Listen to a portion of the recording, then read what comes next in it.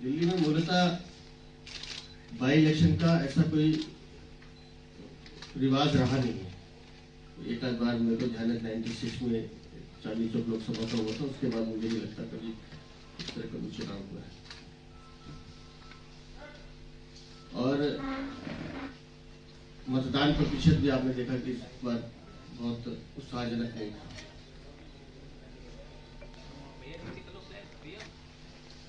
7 सीटें जीतकर नगर निगम में अपनी संख्या को बढ़ाना यह हमारे लिए बड़ी उपलब्धि है।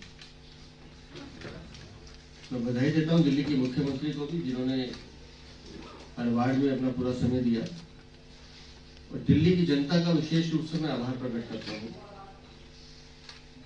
उन्होंने भारतीय जनता पार्टी को भरपूर आशीर्वाद दिया। जब मैं भरपूर कह रहा हूं तो उसके पीछे का कारण है।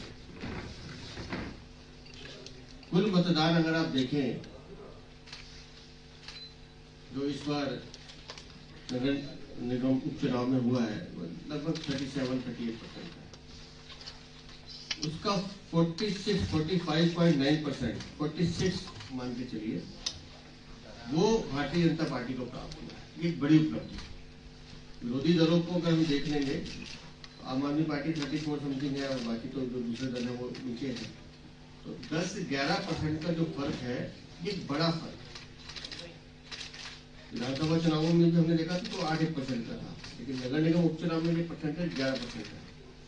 एक बड़ा फर्क है जो दिखाता है कि दिल्ली की जनता इस बात को समझती है कि भारतीय जनता पार्टी का नेतृत्व ही ऐसा है जो दिल्ली में बेहतर विकास दे सकता है।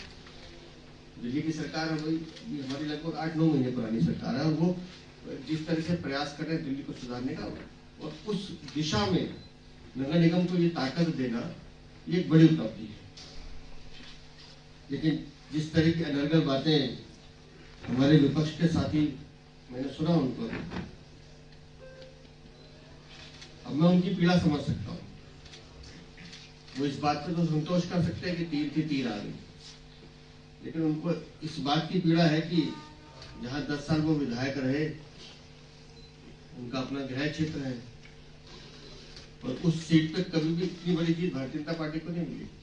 लेकिन 4300 वोट से ज्यादा अगर हम वो सीट जीत कर आ रहे हैं, तो मैं उनकी पीड़ा समझ सकता हूं। और वो पीड़ा निकले कैसे, तो वो एक दूसरी सीट का उदाहरण देते हैं कि जी हाँ वोट ये हो गया, वोट गड़बड़ कर दी गई।